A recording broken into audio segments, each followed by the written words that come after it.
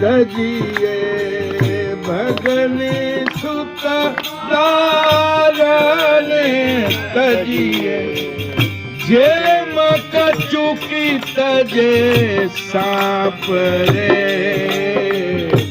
નારાયણનું નામ જલેતા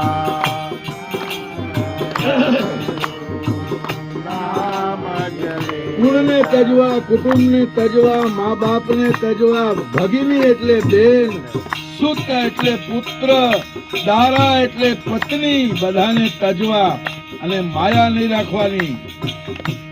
માયા રાખશો તો તજી નહીં શકો. કેવી રીતે તજવું કે જેમ કચુકી તજે સાપ રે.